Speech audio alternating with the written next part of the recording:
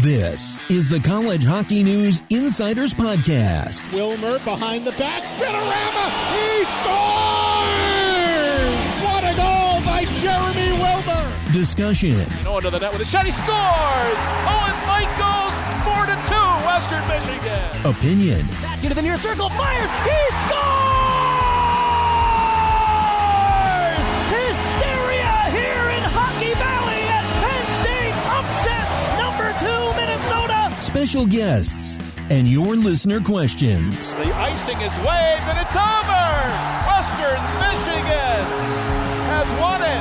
The Broncos are the Frozen Four champions of 2025. Taking you through the world of college hockey, here are your hosts, Adam Roden and Mike McMahon. All right, welcome to the College Hockey News Insiders podcast. Welcome to sunny Denver. We're going on basically 2 months now where the only precipitation in Denver was what everybody saw in the football game on national television. It's been crazy. Sorry, everyone back east, but the worst part about it though is I tried to play golf this past weekend again. I played a couple weeks ago, but you know how hard it is to get a tee time when basically everyone's trying to do the same thing on a Sunday because you can't. It's hard to play during the week if you have a job because you gotta it's dark by the time you're done, and then you go on the weekend and it's still a little cold in the morning, so you want to play between like 11 and 5. So poor me, first world problems, I guess. Not just first world problems, but Denver problems.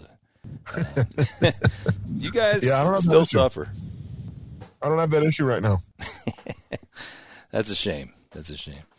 I'd tee off the ball, being about a foot of snow, and I'd go through a lot of golf balls. So well, my baseball team that I've been on the last few years is trying to have a practice next weekend.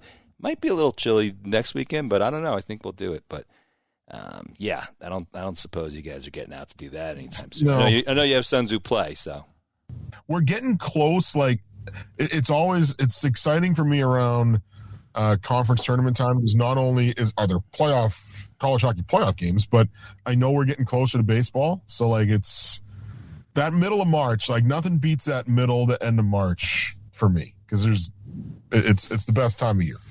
But you love it, as we know. It's a good crazy. There's good crazy and bad crazy. I'll take that good crazy all day long. Like Seinfeld, good naked and bad naked. Exactly. Yeah. Well, we're getting close to the good crazy here as we get down to the middle of February, end of February. As a matter of fact, women's conference tournaments start this weekend. So still got a couple weeks for the men, but it'll be here before you know it. So we'll take a look at the standings later on in the show. And among other things, the Hobie race, which we haven't talked about maybe in a couple weeks. We'll get to that. Other news so far. And I guess, since it's we're back, all Gavin McKenna Radio, I was going to say we might be able to avoid talking about him this week. I mean, things were back to normal with Penn State playing at Michigan.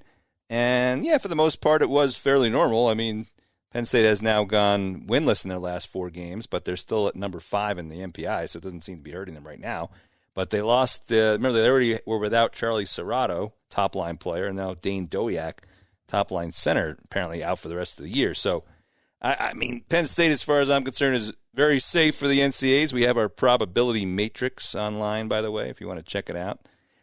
But, it doesn't bode well for the postseason. They can't get healthy pretty soon. Yeah, and even though, like you said, they've stayed at number 5, you've watched that gap between where they are and where 6, 7, and 8 are start to shrink. It was pretty sizable a couple of weeks ago. Now, like Penn State's 57.1 in the NPI, Quinnipiac's 56.6, so only half a point there separates them now. Standing wise aside, I agree with you. I think they need to hope that they can get some of these guys back for the playoffs. I think Serrato's the one where the feeling is to be back for the playoffs, I think. Yeah, supposedly. So that's a good sign. That'll be a nice injection right around playoff time, but they've missed Serrato now for 9 games. They were without Fink at the beginning of the year. McKenna missed a couple because of the World Juniors. Right. Doliak's out now. Like it doesn't seem like they've been together fully healthy for much this year. Maybe they're right at the beginning of the year because Fink got hurt pretty early. Right. Well, and as far as Michigan's concerned, coming off the loss to Michigan State, they had dropped to 2 in the MPI. No big deal there, but Michigan State idle this past weekend. And we have a big story on Porter Martone up on the site if anyone wants to check it out. It's pretty good. Finally caught up with him. But Michigan, with the tie and the win against Penn State, was not quite able to recatch Michigan State. So they are currently 59.78, and Michigan State is 59.89. So that's a 0.11 gap right there. But I'm not sure it's going to matter a whole lot at the end of the day. I mean, the number 1 overall seed will wind up playing the Atlantic hockey champ, most likely, and the number 2 will play whoever's left there at 15, which may or may not be a CCHA champ. I mean, right now St. Thomas is leading the CCHA, and they're 13th in the MPI. So if they win it and no one else makes it, then that 15, I mean, right now it'd be Wisconsin. Yeah. which neither one of them would play, obviously. But right, yeah. Right. And then if it ended today, Michigan would play Boston College in the first round instead of, say, Sacred Heart. I mean, I guess there is a sizable difference between those two, but that will be another one for everyone to squawk about. That's why we're here, to have fun with that. Yeah, a lot of interesting shifts around this week because, like, Denver now is after they dropped at the beginning of the year, they're now back up to 8, I think. So they've gone from a 3 seed to a 2 seed, which will impact things because they're also a host. That's right. Right now, they look like the only host that's going to make it right now. That could change, but and with Duluth at 9, if again the quote unquote if it ended today, Cornell would be at Loveland to play Denver, so that would be very interesting there. I mean, Cornell and Dartmouth shot themselves in the foot this past weekend. Did not have good weekends. I'm kind of worried about both of them as far as just hanging on here, but Denver took advantage of that by sweeping Omaha on the road, and so that's back to number 8. So. And Quinnipiac sneaking its way up to 6 right now. And then we got our team of the week, which is Connecticut, which did not quite sweep to earn team of the week. That's funny. It's like almost every series was a split, which, happens now and then. It makes my life miserable as far as trying to pick a team of the week as we try to do. But, the ones that had swept were all like not necessarily against big-time teams, and they were all teams of the week recently anyway. So going with UConn for the first time this year, so they go up to Maine and get 5 points, which is like not, no slouch there. And UConn playing fairly well. You can read my story on College Hockey News. We talked to Mike Cavanaugh, but he mentions how, they have 7 seniors this year. They come off the NCAA tournament bid last year. This year they come back, but the 2 years ago, they had lost some big players. They wind up having their best year yet anyway. Yeah. Yeah. Then they lose nobody really in the transfer portal this year. They pick up some players here and there. They bring in 4 pretty good freshmen and 7 seniors. I mean, that is almost unheard of these days for a top team to have 7 seniors in your lineup. Yeah, especially ones that have kind of been with you for a while, right, too. Like, not a lot of transfers there. They're actually like 4-year players at one school. And prominent, like Joey Muldowney, who's, got 15 goals again, 29 last year. I looked at the other teams near the top of Hockey East, and BC has 3 seniors that play. Jelvik's been hurt, so I wasn't counting him. Providence has none, except their goalie Svedback, who's been out, and BU has 1. So those are the other top 4 teams in the Hockey East. So 7 is ridiculous. Yeah, it is.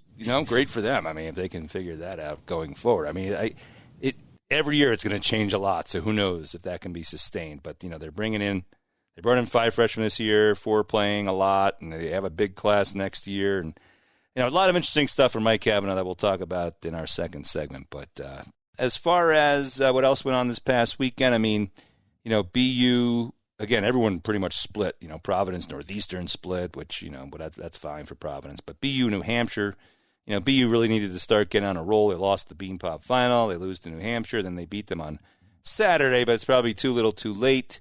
Yeah, it's looking that way.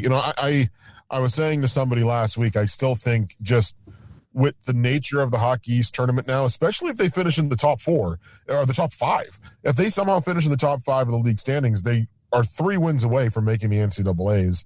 I know they haven't played well over the course of the year, but do I think that team could win 3 games in a row?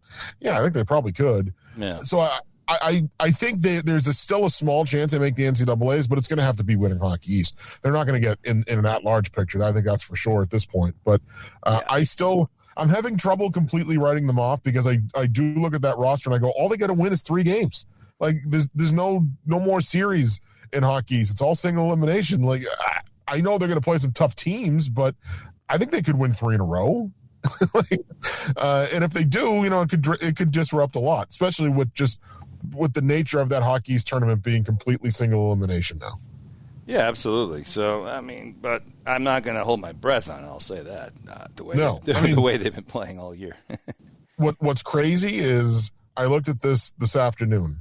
I say that with the realization that BU has won 3 games in a row once all year. Right. If you look at their schedule, there's 3 stretches, but in 2 of those, there were exhibition games. The RPI win was an exhibition game. Simon Fraser was obviously an exhibition game.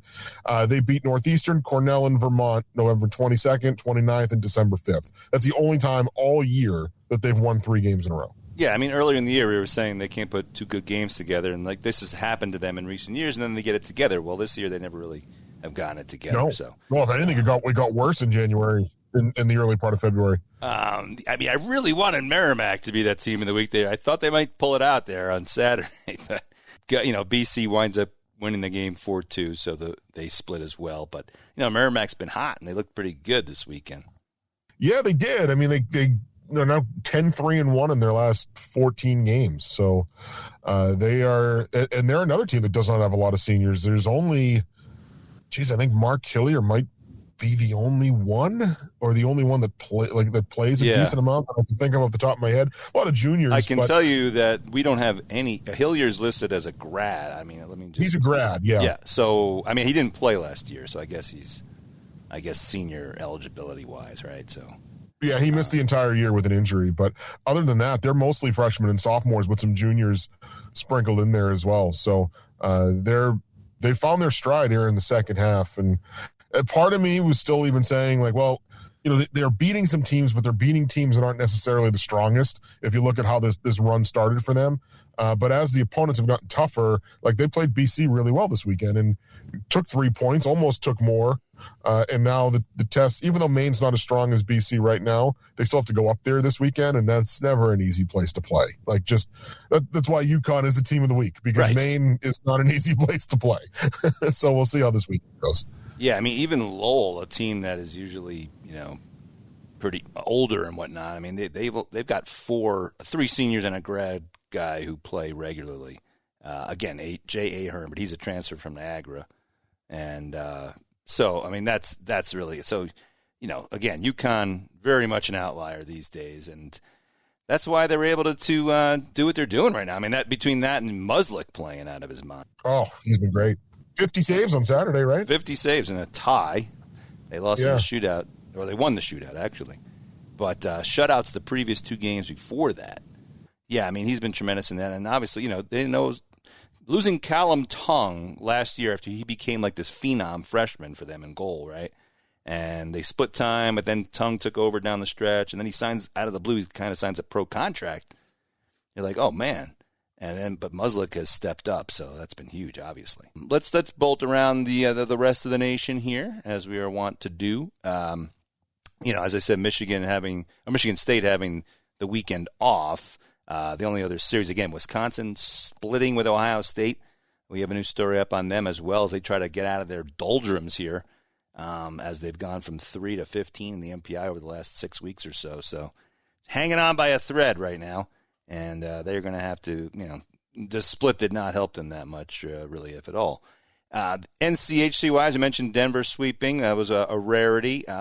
Western Michigan was able to take care of Arizona State in 2 games, but, they were a recent team of the week, and Arizona State's been hurting.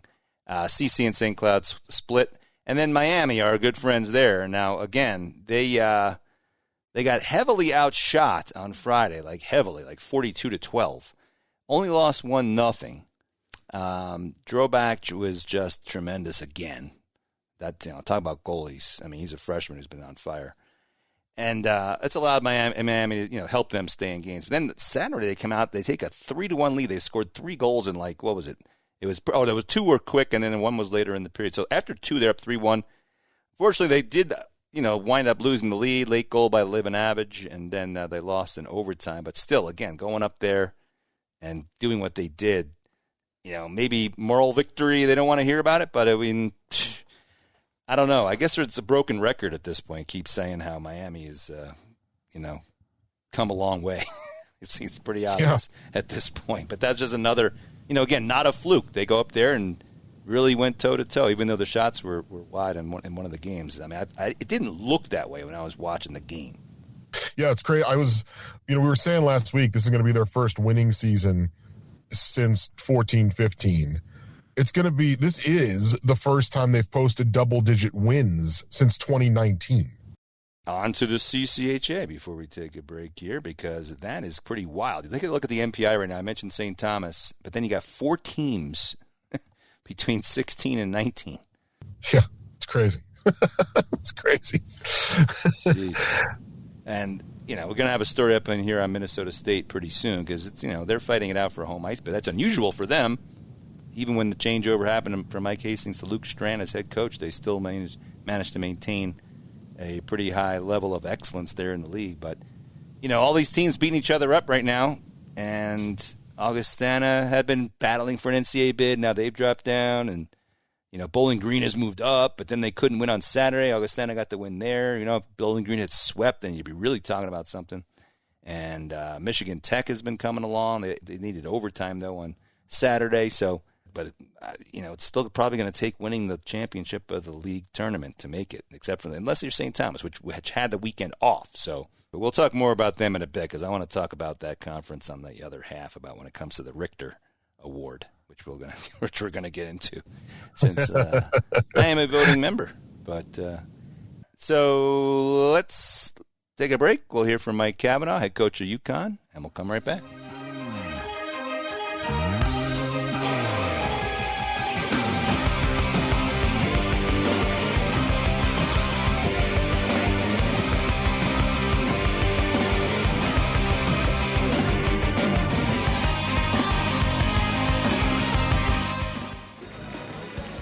Class, today we're talking men's ice hockey. Open your textbooks. Join thousands of other screaming fans for an in-person experience you have to see to believe. It's the NCAA Men's Frozen 4, April 9th and 11th in Las Vegas. Attendance is encouraged. Passion is mandatory. Buy your seats today at ncaa.com/mfrozen4. How many teams are in the men's Frozen 4? Please leave. First, let's talk about your team, because, obviously playing pretty well. It was weird because you only had 1 game since the Connecticut tournament until this weekend, right? So I don't know how that played into things, or how you practiced. After the Connecticut tournament, it was actually kind of nice, because that's such a intense weekend for us when you play in that. And any game with Quinnipiac, we had played them, the previous 3 times in the finals, and had lost to them. So it was a real emotional win for us. It was nice to have that break, and it allowed us actually to do some recruiting as well. Oh, right. So that was nice. And then we had the 1 game with Northeastern, which was a little funky, only because we played it at Bentley. So it wasn't like there was a great atmosphere in the game. Yeah. But, we were able to play pretty well, get that win. And then you go up to Maine, which is the antithesis of, that's probably the best atmosphere you're going to see. Yeah, so. Right. If you do, I ran the numbers this year and last year. It's like 50-50 home and away. So in league games. So it almost doesn't even matter anymore. The issue I have, and I get both sides of it because I talked to Nate Lehman about it. I don't think league games, it should matter whether the game's home or away. Nate's point is, if Denver comes in and beats BC on the road, and they get extra points for it, and I beat BC on the road. I want the same amount of points Denver got. But the flip side of that is, for me, it's not the same. Like, that rule was put in. The genesis of that rule for bonus points on the road was because the Big Ten wasn't playing games on the road. Exactly. That's why, and they were just buying wins. It was an incentive to get them to schedule road games. Correct. Right.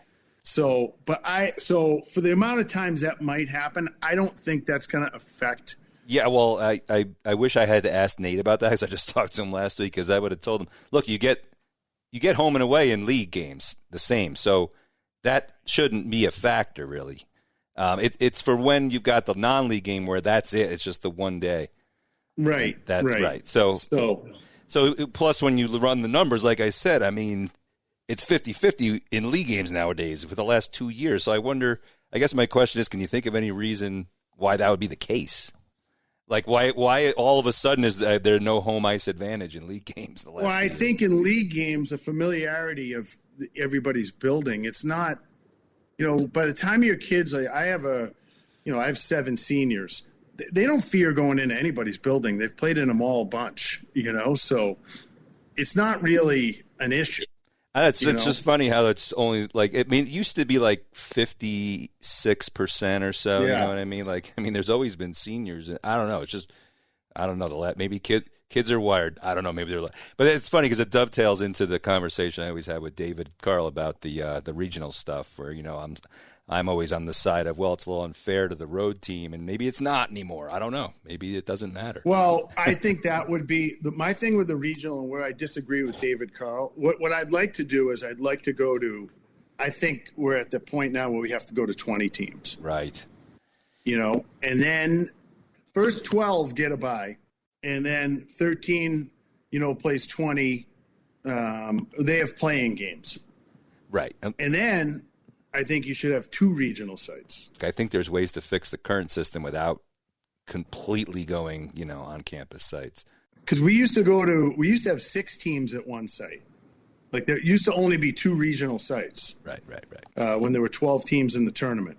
But I think you could get it down to 2 regional sites, especially when it's, Thursday, Friday, Saturday, Sunday. Right. Especially with Maryville is supposed to be joining shortly, which is going to give them 6 teams, and they might form a conference out of that. That would take a spot. So I think your 20-team argument is going to get a lot of traction at that point. Well, and we're one of the few sports where 20 could actually win the tournament. Yeah, I think, I think North Dakota was 20 last year. Yeah. They could easily go on a roll and win the tournament. Right. Let me get back to your team for a second before I get on these other things, because obviously, going up to Maine, great weekend. I know the shootout, you won it. Normally we don't pick team of the week if you don't get 2 regulation wins, but I made an exception for you because you guys have been playing well lately. And plus, Maine had 53 shots on Saturday, and Muslik's been playing great. So you just talk about it. Obviously, it would have been nice to come away with another win, but it was still a pretty good weekend. Yeah, I was saying pretty much in this league, if you guarantee me 5 or 6 points every weekend, I'm going to take it. Right. I don't care who you're playing, but especially up at Maine, where it's probably the hardest building to win in our league. Just historically over the years, I would say that's probably the case. And they played really well, especially Saturday night. I thought they played really well. And they were playing desperate, and we were opportunistic, and we got good goaltending. And I've been on the other side of those games too. So we're certainly going to take it. And we know, this week we got an opponent too that if we're giving up 50 shots to BC, we're probably, that's going to be a tough game to win. Yeah, they've been a funny team lately, but that's another story. But Muslik, I'm sure I talked about this with you last year, when he first transferred. But, I was just talking to Mike Souza recently. He's like, oh, man, we'd love to have him. I'm like, yeah, but Mike, he didn't do this for you guys. This has been off the charts. Like, is there something you've sensed in just, mentally or whatever that's enabled him to do this year? I think, Adam, it was, he goes in his freshman year, and I forget who their goaltender was, but he played a little bit as a freshman, and I think he might have got dinged up. Then the sophomore year, they took the transfer from North Dakota. Helston, They were expecting Moose to be the goaltender. Right. And I think he started the year, if you correct me if I'm wrong, but he beat BU and Quinnipiac early his sophomore year. That's right, yeah. Then he gets hurt. Right, he didn't play. The North Dakota transfer takes over the job. And what happened was I had got a call from his advisor saying he was going to transfer, that he was most likely going to transfer. Would you have any interest? I said, well, I'm going to call Mike Souza first because Mike worked for me. I'm not going to. Yeah. And I called him. I said, what's going on? And he goes, well, I think he's concerned because the other kid beat him out and he's going into his junior year and he hasn't played. But, let me talk to him and I'll let you know. Mike called me back and said, yeah, he's going to transfer. I think that was the case, Adam. I think for goaltenders, there are exceptions, but very few come in as a true freshman. A lot of them take that one extra year. And, now I think you're seeing his true potential. I mean, I don't want to jinx him, but have you sensed another level there recently? I just think he's playing pretty solid. I think, I think Vince Stiletti did a real nice job with him last year. But then Alex Westland coming in this year, Alex has worked in the pro game, and I think they've got a great rapport. And, he's done a really nice job with him. We have a reporter named Anthony who might reach out about Joey Muldowney. But while I got you, I might as well. I can feed him over, but obviously a great year last year. And he's just kind of continued. I don't know if his numbers are quite going to reach last year as far as goals, but I mean, that could just be luck of the draw, right? I mean, he had a great weekend. I think 9 shots on goal. Yeah. So I mean, has it been pretty much the same for him this year? Yeah, he's been in some ways. I thought last year he was like really streaky. He might have had 3 hat tricks last year. Where this year he's kind of been a little bit more consistent with his scoring. He's not getting 3 a game, but he's getting 1 or 2, and he's around it every game.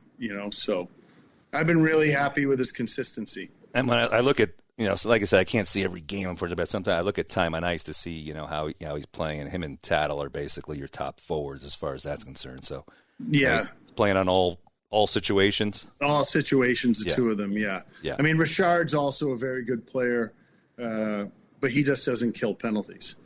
How is your I know last time we talked a lot about, the roster limit situation and how you were going to get through a year with, how's that been going so far? Well, we lost 1 kid to an ACL, so, we basically just have hoping 22 skaters every day. That's it. Right. Any hope of that getting changed, bumped up? I hope so. Yeah. I mean, if they talk about what's best for the student athlete, this isn't. Our practices have been cut quite a bit. We don't practice much more than an hour. Not very physical because you just don't want to lose somebody in practice. Yeah. But it has affected the way we've practiced. That's for sure. Saturday's game, I mean, what was that just Maine coming out like pissed off from Friday? Like, what was up with all those shots? Yeah, there was a little bit of that. I thought they played very well. I thought I don't think we managed the puck as well as we should have probably. We had to kill a lot of penalties, the first 4 penalties of the game. So when you look at the shots, I want to say they had close to 12 or 13 shots on the power play, and they got a bunch in overtime too, I think. But up until, the 50-minute mark, there's a lot of shots, but they're also a high-volume shot team where they throw everything to the net, and we knew that was going to be the case.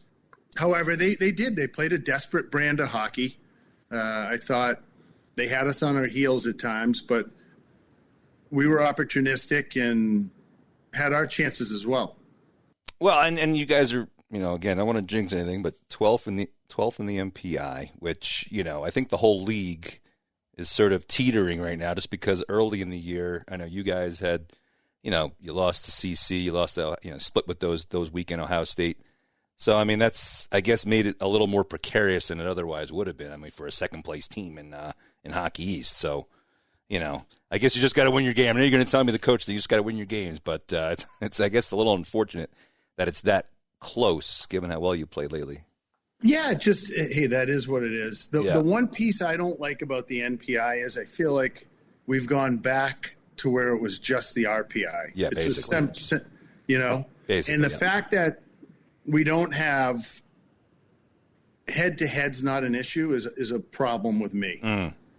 You know, I think, you know, if we're within, I don't know, what is it, 50 of someone, if we're at 56-50 and another team's at, say, 56-75 and they're above us, but we beat them head-to-head, like, that should factor into it. I love math, and I love Tim Denny, but it's not precise enough where those numbers should matter that much. You know what I mean? There's other factors, like you said, and I have that argument all the time. But so I think it should. The one thing I liked about the pairwise was it was like 3 different categories. Right? Now, I didn't like the common opponents because you could play a team once and someone else plays them 4 times, and they go 3-4, you go 1-0, and you win it. Like, that's. But I think your record versus, like, I like what they do. They cut off or whatever. It's at 51 right now, right? So your record against those opponents above 51 should be a category. Right. And you know, it used to be. I mean, it used to be teams under consideration. Right. And there was always quirks, which is why it was tinkered with. And then I guess, you know, just kind of threw up their hands and said, I guess, just get rid of everything. So, but that's another case of throwing the baby out with the bathwater, right? Yeah, I just think that stuff should factor in, and it should not just be all a mathematical formula. I hear. Well, I mean, yeah. I mean, because because it's not like someone's making up, like you say, it's hard to explain to people because it's not like someone's sitting there making a opinion. I mean, it's still part of the formula per se, but it's not just the one formula. Maybe if everyone lives through it for a few years. They'll realize there's a lot of inconsistencies with in my mind what we're doing, like the whole 3-on-3 thing. What is your concern on the 3-on-3? If we're playing in the Connecticut tournament, we should have the ability to say this is a tournament. We're going to play it. You know, we're going to play it. A shootout's not going to determine. 100%. I mean, and then the Tim Dannies of the world will say to me, "Well, you need consistency, right? We need to have the integrity." And I say, well, it's not consistent because once we go to league playoffs, it's 5-on-5 till there's a winner. And those games count towards the NPI. So it counts differently. As long as it's 5-on-5, it should be, the NPI should handle it as a 5-on-5. It shouldn't matter either way. Whatever it is, it can handle it. So I agree. I mean, the Beanpot shootouts are a travesty.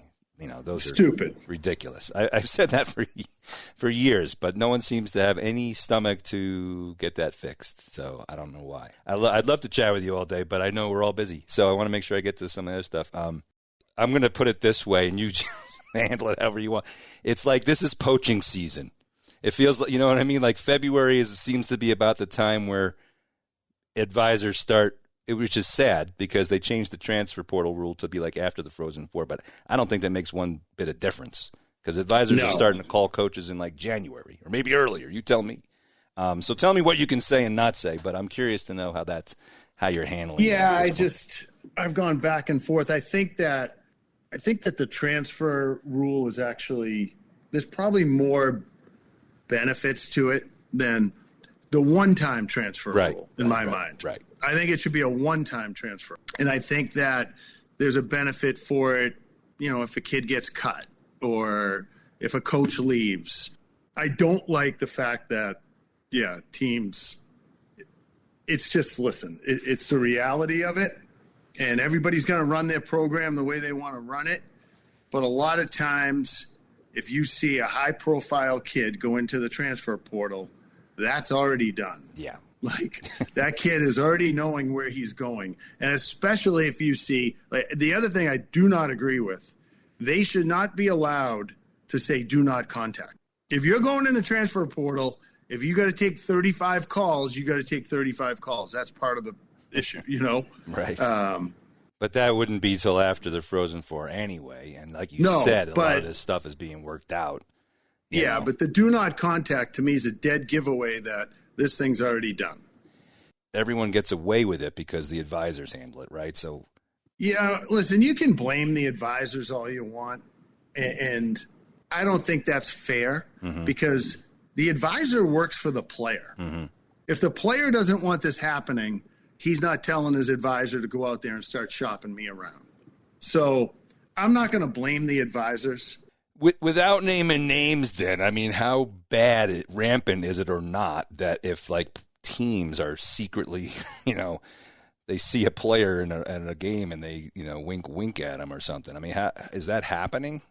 Yeah, I don't know. I just think, you know, I can only speak on our program. I'm just worried about the players I have. It's not like I'm watching a kid on another team saying, oh, we got to get that kid. Yeah, you know, right. I've found that I don't have a lot of transfers. Talk to the teams that have a lot of transfers and see how that's going. Right. Well, you've lost some, though, right? So I did. And you know what?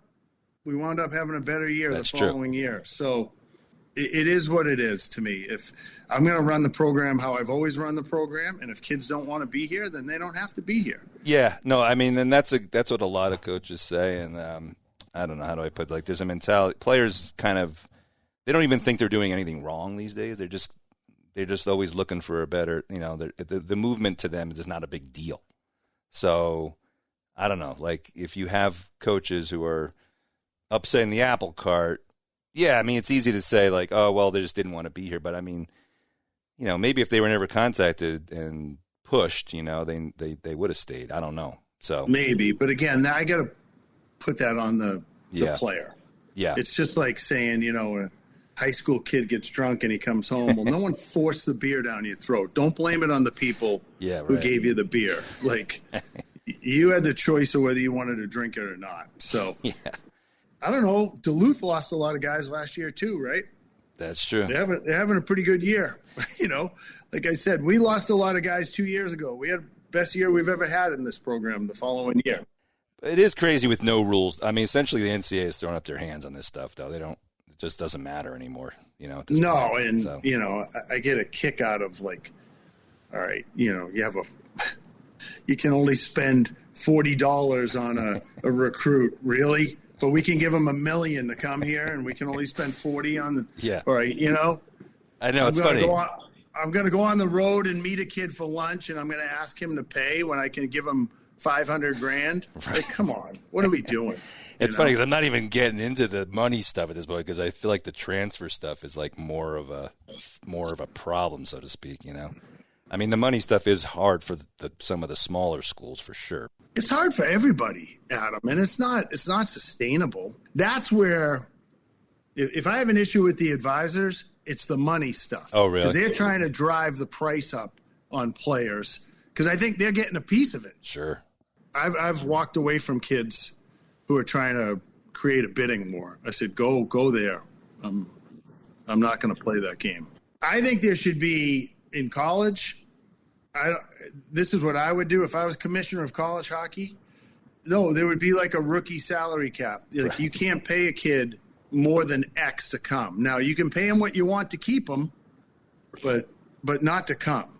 Well, I think we're headed towards first of all, Congress can't get out of its own way to figure this out. So I wouldn't count on that. But the collective bargaining idea, I hate the idea of defining. But then they have to be employees. I know. I hate that. It's a whole different other. But I think that's the only way you're going to get what you said. Like the only way you can. Well, if that's the case, Adam, then if there's a collective bargaining agreement, if you want to take a kid off my team, a transfer, you got to pay me. Right. Exactly. You know. Right. There's a buyout. Yeah. Right. Exactly. Well, do you think you have to be more cutthroat these days because other people are doing it? Like. No. Yeah, you don't. You can still. No, you just run your program the way you want to run your program. Yeah. I still think you can win without.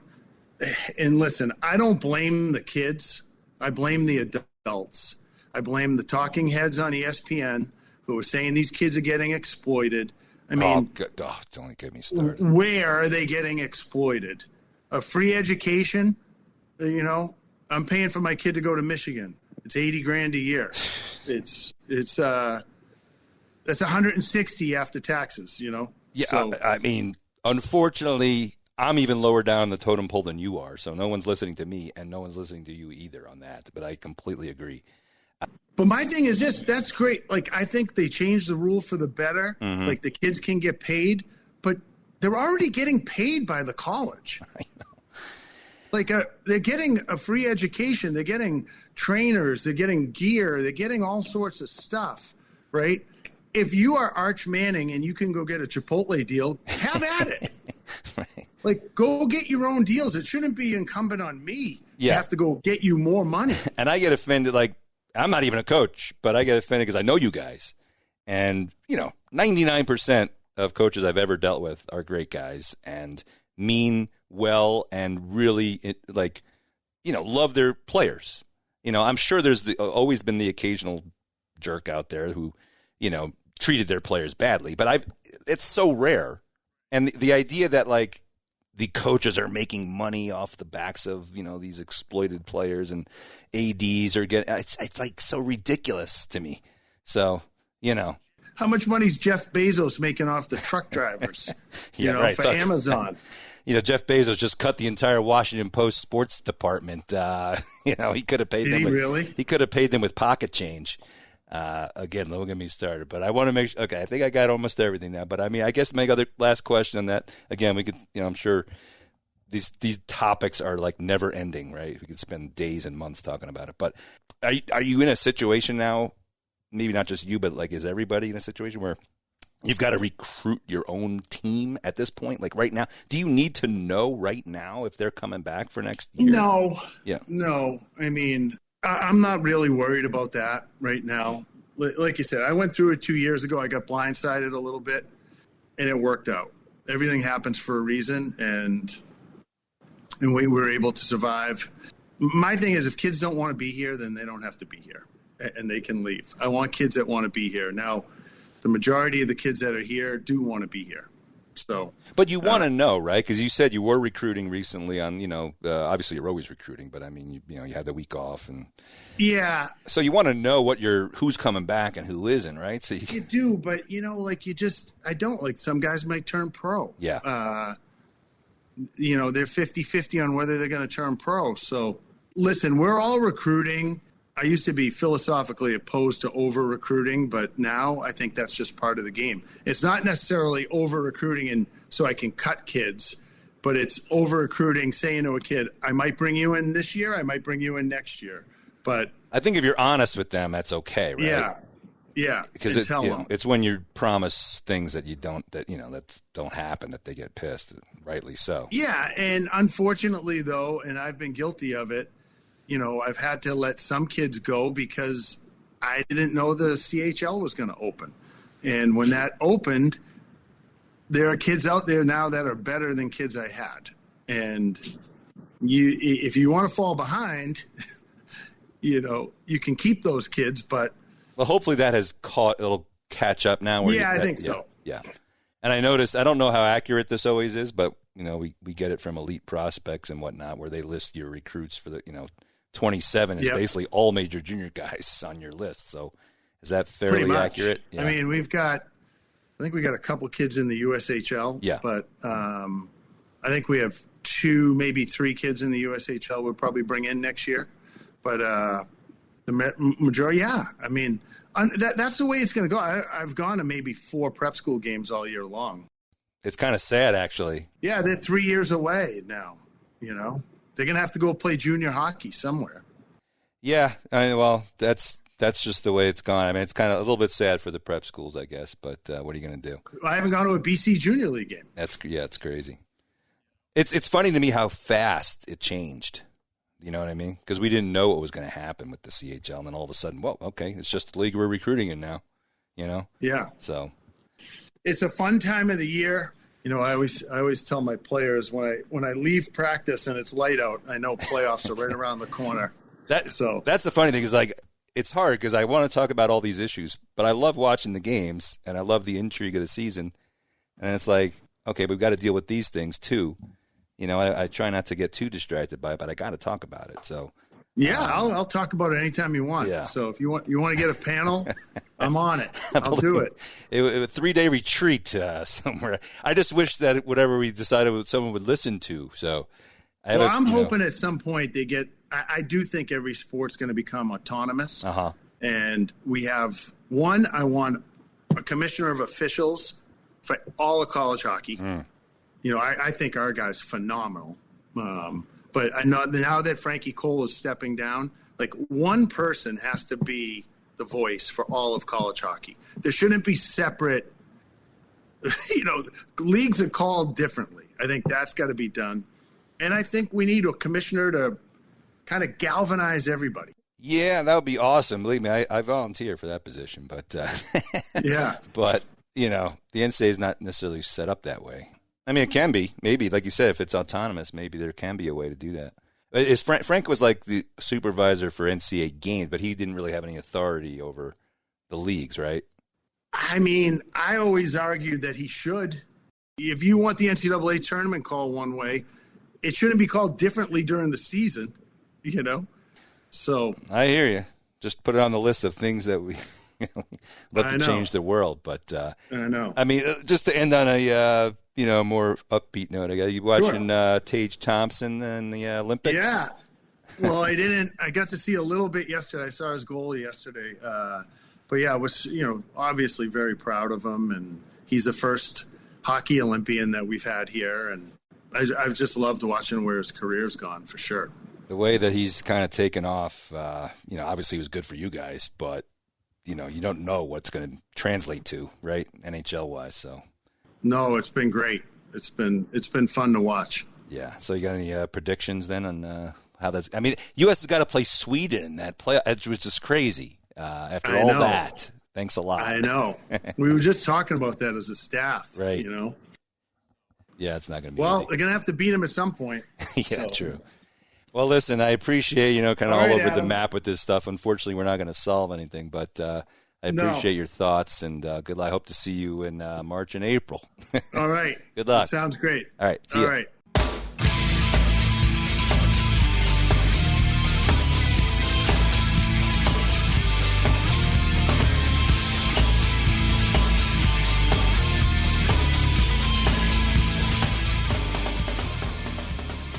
Get hurt in the game? We tough it out. Feel exhausted?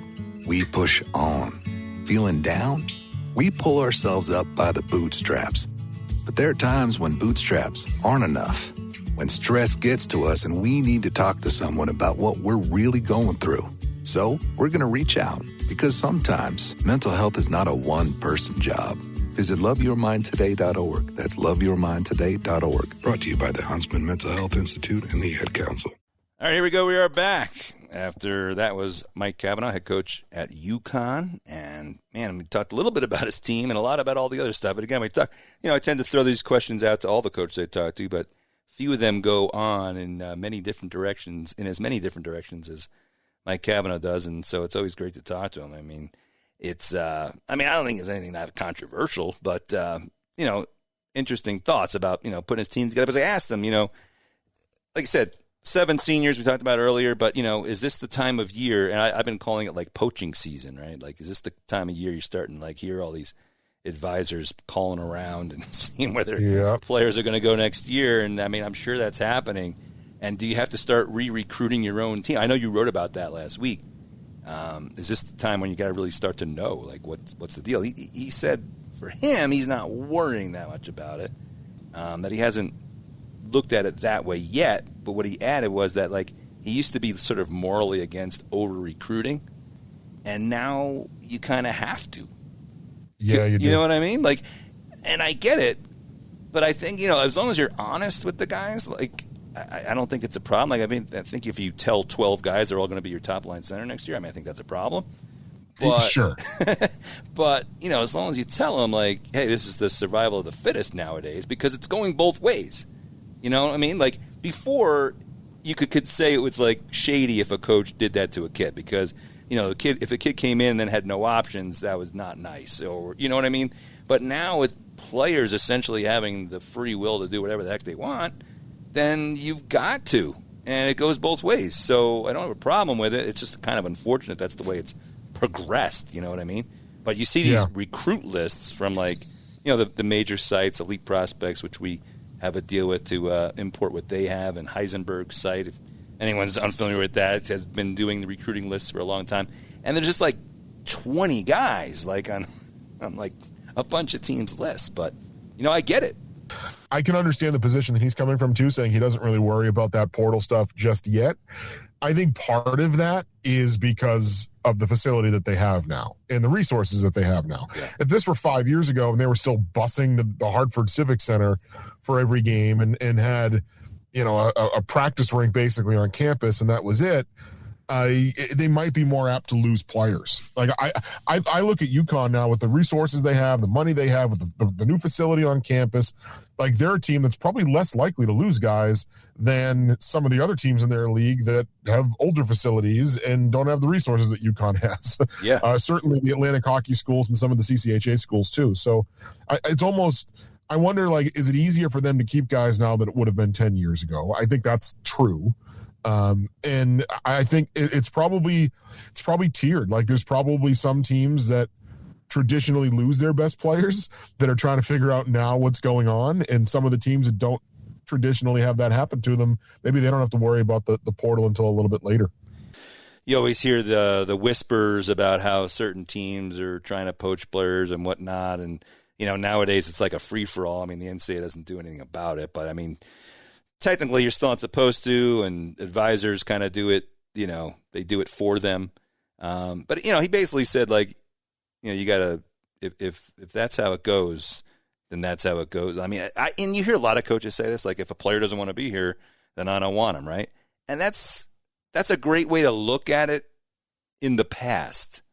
But I think my point is that it's become so easy, and the fact that all these pressures are on the players from advisors and NHL teams, et cetera, that it's not, like, in a lot of, or most cases even, they're not leaving because they hate you, like, or they feel like this is not the place for them. It's just like it's like marginally better of a situation for them to go to, and I'm just going to bounce over here. It's like, it's just so easy to switch. I call it the Tinder effect. Basically, you just swipe right, go to the next one. And, you know what I mean? So, like, I think the old mantra of, like, oh, well, if he doesn't want to be here, then we don't need him. Then he wasn't the right fit. I don't think that's necessarily true anymore, and so it's hard to articulate. But I mean, I think that used to be a way of making yourself feel better, and I'm not sure it does anymore. You know what I mean? Yeah, I kind of agree. I don't know. It's hard to articulate. It's happening, whether people want to admit it or not. It's happening. Yeah, I mean, when someone could love you, like you could be on a team that, and again, that's also easy to say for if you're a high level team. But if you're a mid level team, I'm just going to pick one out of thin air. Well, New Hampshire's a good example because they're 36 in the pairwise. MPI, sorry. Yep. And Ryan Conmee may have had absolutely nothing bad to say about New Hampshire or their coaches, but he got offered a bunch of money, not sure the exact amount, to go to Boston College. And anyone, I could probably ballpark it. Yeah, I could too. But if you want to, feel free. I'll just leave that on you. But I'm guessing, I would say 40 to 50 grand puts you in the ballpark. Yeah, that's my guess. Right. I don't know that for sure. That's my guess. Right. Just based on what I know some other players have got and kind of what market rates are.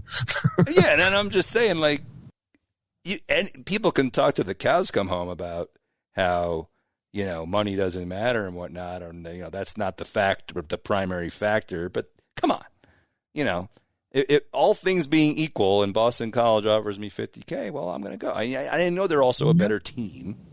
So, I mean, but I mean, that's also part of it. I mean, if Ryan Conmee was on New Hampshire this year and a couple other guys, maybe New Hampshire would be in the top 20. That's true. So, hey, not to give Mike Sousa more nightmares, but I think some of it too, like I've I've thought for a while that the money at the smaller levels might not make a big difference, because we're talking about, like, whether we like to admit this or not, you've got to generally be from a pretty affluent family in order to afford to play hockey, even as a kid. So, Sure. Throwing an extra $10,000 at somebody might not be the big difference. Like if my kid wants to go to BC and another school's offering him another $10,000 than BC is, like, I'm probably going to say, hey, if you want to go to BC, buddy, go to BC. You know what I mean? Like, That's just how it's going to work. So, but I think it's become, in some cases too, a status thing for some of these kids, where just like a scholarship, just like a salary at the NHL level, it's like, well, wait a minute, that kid got $40,000. I'm better than him. I need at least 45. I need 50. I'm better than that guy. It's the same thing as negotiating free agents contracts in the NHL. It's like, whether none of this stuff is as public, but even if you don't need the money, you want to get more than somebody that you perceive yourself being better than. And I think that's driven a lot of it too. Yeah, and at least publicly right now, every coach is saying, like, you know what, we can still win doing things the right way. So, you like to think that's true, and it is for some level of team, But hey, I mean, it's just the gaps and the tiers have gotten bigger, which is a bit unfortunate, because it's through no fault of anybody's. I mean, New Hampshire could do a great job recruiting players and then lose a few of them. So. And through really no real reason, Yeah. So, I mean, these players love the coaches, love the school when they came in, and now all of a sudden they don't. I mean, I don't really believe that. So, and last but not least, there's plenty more if you want to listen back to what we just talked about. But, I said the only real issue he has with the advisor stuff is when they try to get into bidding wars, and I've heard other coaches say this too, but if a player, you wind up recruiting a player and then you offer him X amount of dollars, sort of just a bonus, sort of, so to speak, like a signing bonus in a sense, that's fine. But if, like, you're going back and forth and driving the prices up like that before the fact, I mean, that's where it gets dicey, I guess. But I mean, I think that's kind of going to have to be the world we live in for certain players. Yeah. And I wonder, like, I don't know how that changes. No. not to be pessimistic here, but, like, I really don't know how it changes unless they get something passed where they start to enforce this stuff, like contracts maybe. Like, I don't know. I don't know how it changes. I think this is just what it is until they figure out some way to regulate it and not get sued. Yeah, right, exactly. They've tried to regulate it. They just can't. It keeps getting shot down every time it goes to court. Like, they need to figure out a way to regulate it and have it be bulletproof from a legal standpoint. And good luck. Yeah, right, exactly. Well, there's a lot more in that conversation. Go back and listen to it. And even some stuff probably he wasn't at liberty to say at this point, which hopefully we'll talk about more in the future, and I'm sure we will. So I want to get on to some other topics here before we head out the door. I mentioned the Richter Award. The semifinalists came out, right? And there's 10 of those. And so I'm on that committee, and, and I don't want to just speak out of school and say the whole 9 yards, but I think I had 7 of the 10. But I have this sort of issue every year, and this is with all awards and all voting, is that most people who are in it, I mean, they're good guys, but they're not studying it that hard, and they're not watching all these guys, and it's fairly impossible to do unless you're a lunatic like me. I mean, not that I watch every game, believe me, but I've seen all of these guys at some point for like a game here and there, right? Yeah. It's all watchable now. And I have no life, so I sit here on Friday and Saturday night, and that's what I do. But, I'm also looking at the numbers, too, and you also have to know how to read the numbers, And I could talk all day about this stuff, but the biggest gripe I had was that there was a couple of CCHA guys that I thought, I hate using the word screwed, because it's all close, and these guys are all good goalies. But you look at, for example, and it's because they play on bad teams. I mean, that's just the way it is, right? But take a look at Oliver and Ashton, for example, on Northern Michigan. Yep. He is 2-12 with a 2.78 goals against average and a 927 save percentage. Now, what does that tell you? Now, not only does he have a 927, which is the same as Michael Robel at UMass, who was on the list, okay, but he also has a plus 13 expected goals allowed above, better than expected, right? Which is goals saved above expected. Yeah, pretty high up there as well. 6th in the country.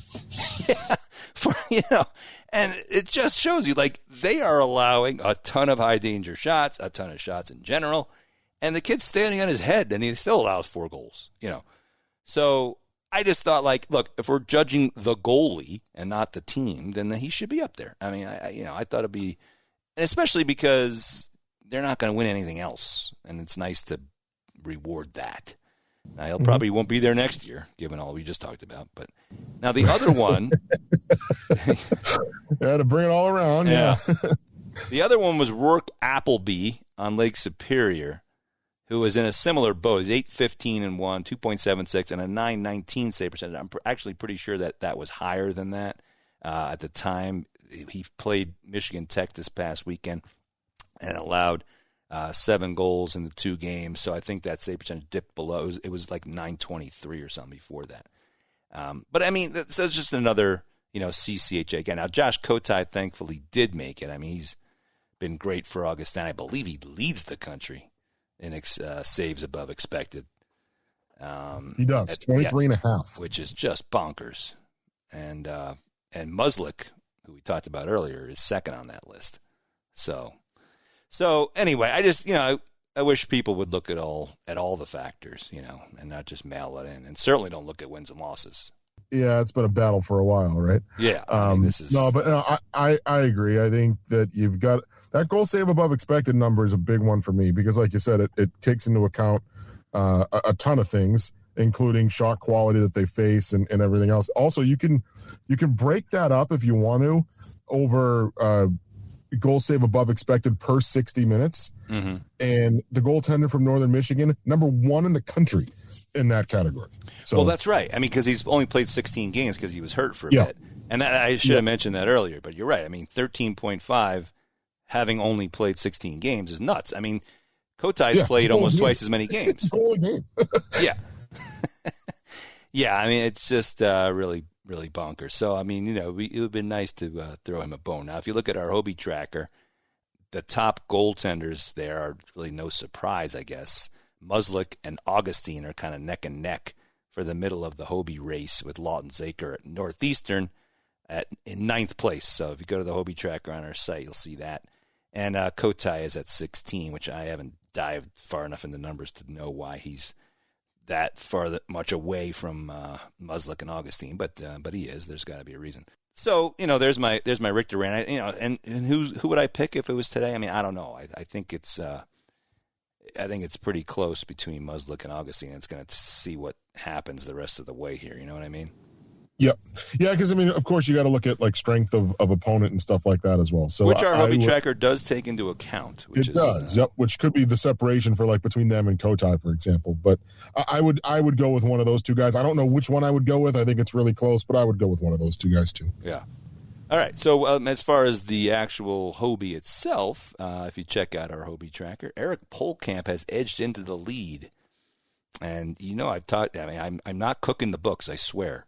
I've talked about him for 2 years, about how much I love watching him play and how he's just sort of under the radar in a lot of places, And I think that's less of a, after he was good in the Spengler Cup, and I think most people in hockey know who he is, but I don't know fans really across the country get it, just how good he's been. And so he is number 1 right now. Cole Hudson, another defenseman, is number 3. His stats are fairly gaudy, but I do think Polkamp's a better defender. And then Max Plant and Zamplant are right there. And people have asked me, like, what, we got 3 Minnesota. We actually got Ty Hansen, another defenseman up there. And the way the math works on that Hobie tracker, I'm not saying it's perfect, believe me. We're always kind of rebalancing and trying to find the right balance of things. It's only been up for a year. Is partially because Minnesota Duluth's goal differential is just about 0. but they have certain players who are way ahead of the team norm, and that's taken into consideration. So if in case anybody's wondering, that is the deal right there. Well, I don't want to get into disparaging players necessarily, but we just had a big story up on Hayden Stavroff, Dartmouth player who leads the nation in goals per game and goals. Now he's got 22. Yeah. But he's not even on our Hobie Tracker lists. And I know people are always like, what? You guys are stupid, whatever. But there are reasons for it. Strength of schedule. He doesn't really do, this sounds dumb to say, but he doesn't do much else besides score goals, which is extremely important. Don't get me wrong. I used to say that about Tim Kerr. And I'm not equating Hayden Stavroff to Tim Kerr, although Tim Kerr, I think, might be in the Hall of Fame, so maybe he'd be fine with it. But as an Islander fan watching the Flyers growing up, I was like, Tim Kerr can't do anything but score. Like he sits in front of the net and pounds and rebounds and deflections. He can't skate, he can't pass, he can't shoot. Not true for Stavroff, who's got a great shot, by the way. But I just, it's funny, like you say that, and I'm just more making fun of myself for saying like, oh, all he does is score goals. But very important, don't get me wrong. But so you can dismiss the entire thing as hogwash, or you can buy into it or not. But just to give you an insight into how we calculate all this stuff. So if the season ends today, and this is my last year on the Hobie committee, in this term, you get 3-year terms. It might be no surprise to anybody that I'm leaning towards Polkamp right now. So, yeah, I think I would go with Polkamp right now. And Polkamp, if I remember correctly, was not number one on this list until after this past weekend. I do not think he was one. Well, I will say we did a little tweaking on the time on ice is part of the formula, and it was overweighting forwards. It was actually a mistake. I know it's like, whoa. But, it was all very close. Polkamp and the Plant brothers and Hudson were all very close. But, like, between Polkamp's past weekend where they swept Omaha and this little tweak we made to the time on ice thing, he is now number one. But it's all still very close, yeah. Yeah, I would go with Polkamp. One of the guys that I've seen a lot of this year, and I just think he's a really good player, and he's a little further down on this list, but I'd keep an eye on him, is Ethan Wittenbeck from Quinnipiac, the freshman. He's got 21 goals. Just every time I watch a Quinnipiac game, he's doing something, and sometimes it's stuff off the puck. He just seems to always be making plays. And for a guy that I think was originally going to go back to junior for a year. Yeah, we had that in our story last week. I was going to say, I remember reading that. He's 1.5 a game. Like it's incredible. I know. Well, he's blown up recently because if you look at his numbers, he's on a point scoring streak of I think 12, and it's like 5-point game, 4-point game, 5-point, 4. It's like bonkers numbers. Now, hat trick against Yale. Yes, and part of the reason, and again, I have nothing but massive respect for Quinnipiac and their program. They won a national championship with the formula that they have, and I'm not one of certainly the last person on earth who is going to disparage ECAC teams because of strength of schedule. But when it comes into this formula, that is part of the factor there. So again, you can dismiss it, call it all you want, say it's poppycock, but it's a earnest attempt to try to balance out, strength of schedule against what's happened. And, certainly I don't think anyone could argue that, getting a hat trick against Yale, for example, again, no offense, sorry, is the same as, Polkamp necessarily as a defenseman, getting 3 assists in a game against Omaha, 2 goals against St. Cloud. It's just a different thing. So, and they probably, at the beginning of the year, probably had a feeling that their strength of schedule may have been a little bit better. A lot of people thought Maine was a top 10 team at the beginning of the year. I say that myself included. BU was also on their non-conference schedule. That is hurting. And it's like some of those 3 games that at the beginning of the year I would have told you would have been 3 games against top 5 teams are now 3 games against top 30 teams. Right. Yes. Interestingly enough, though, we do have Air Force defenseman Chris Hedden, 12th on the list. And that is because he plays ridiculous amounts of minutes and is a +4 on a team that, is getting outscored. So, all that stuff is taken into consideration. It's a value, it's a relative measure value kind of thing. So, again, take it for what it's worth. There you go. Use it as a guide. But anyway, all right. Well, that is it, I think. quickly before we make sure we don't forget anything. What's the big games this weekend? Michigan, Wisconsin. Michigan's at Wisconsin. That's definitely a big one. In the Big Ten. You got to start to keep an eye, I think, on Dartmouth and Cornell. Not coming off, not so great weekends for them, trying to make sure they don't slide too much in the MPI. They're not necessarily marquee games, but like Dartmouth cannot really afford to lose that RPI now. Well, that's what Cornell just did. Well, they tied RPI essentially, and then they lost to Union and did not look great in that game. Now they got to go to Quinnipiac. So I was going to say Cornell-Quinnipiac is definitely a game that you'd want to keep an eye on, though. And then BC and UConn and Hockey East is another one. Two of the better teams there. Yeah, we mentioned Duluth at Miami, which turns into a pretty big weekend. And then, of course, all the CCHA stuff going on. Augustana at St. Thomas and Minnesota at Bowling Green becomes pretty massive. Yeah, not only in the MPI, but in their league. I mean, you look at those teams are all bunched up at the top of the league standings, too. Absolutely. Big ones all around, and they all get big here. They get bigger and bigger as we go on, as we get towards the end of the season. And pretty soon we'll start eliminating teams, which is always my favorite time, really, because then I have less to worry about. So, all right, we will see you next week, folks. So long. Thanks for tuning in to this week's edition of the College Hockey News Insiders Podcast. To submit your listener questions, please send them to @CHN News on X.